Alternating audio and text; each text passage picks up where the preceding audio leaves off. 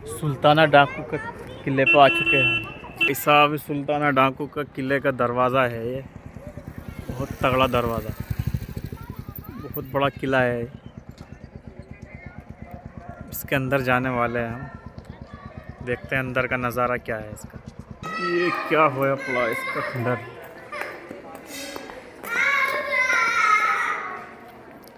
सुल्ताना डाकू का जन्म एक भातु जनजाति में हुआ था, जिसे अंग्रेज़ों ने अपराधी जाति घोषित कर दिया था। इस वजह से इस समुदाय के लोगों के लिए खेती या सम्मानजनक काम करना मुश्किल था। उन्हें हमेशा संदेह की नज़र से देखा जाता था। सुल्ताना ने अपनी पहली चोरी अपने गांव के पास के एक धनवान बनिए के घर से की थी। उसका परिवार बेहद गरीब था और उसे जल्दी ही समझ में आ गया कि ईमानदारी से पेट पालना आसान नहीं होगा। गांव के अमीर लोग गरीबों का शोषण करते थे और अंग्रेज़ भी भारतीयों पर अत्याचार करते थे। ऐसे माहौल में सुल्ताना को लगा कि अगर अमीर लोग गरीबों को लूट सकते हैं तो मैं भी अमीरों को लूट कर गरीबों की मदद क्यों ना करूं। पहली चोरी करने के बाद वह अपने कुछ दोस्तों के साथ मिलकर पास के एक गांव में डकैतियां डालने लगा। धीरे धीरे उसने अपने गिरोह का विस्तार किया और अपने इलाके में एक जाना माना नाम बन गया।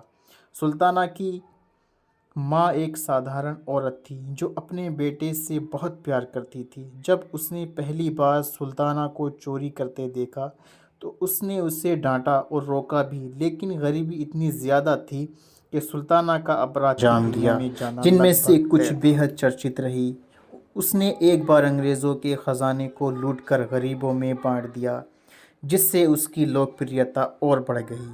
अंग्रेज़ हुकूमत सुल्ताना से परेशान थी। उन्होंने उसे पकड़ने के लिए जिम कॉर्बेट जैसे शिकारी को भी बुलाया। सुल्ताना की बढ़ती ताकत से चिंतित होकर अंग्रेज़ों ने उसके गिरोह के कई सदस्यों को मार दिया। धीरे धीरे उसकी सेना कमज़ोर होती गई।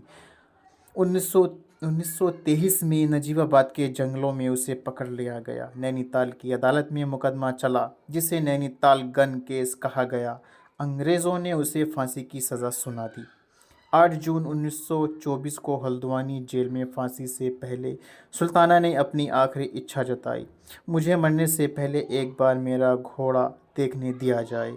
जब उसका काला घोड़ा लाया गया तो उसने प्यार से उसे देखा और कहा, आज हम दोनों बिछड़ रहे हैं, लेकिन मैं हमेशा अमर रहूँगा। फांसी के बाद सुल्ताना की कहानी किंवदंती बन गई। आज भी उत्तर प्रदेश और उत्तराखंड के कुछ इलाकों में लोग उसे एक नायक के रूप। यहाँ ऊपर पिछली बार हम गए थे, लेकिन अब यहाँ रास्ता बंद कर दिया, ताले लगा दिए।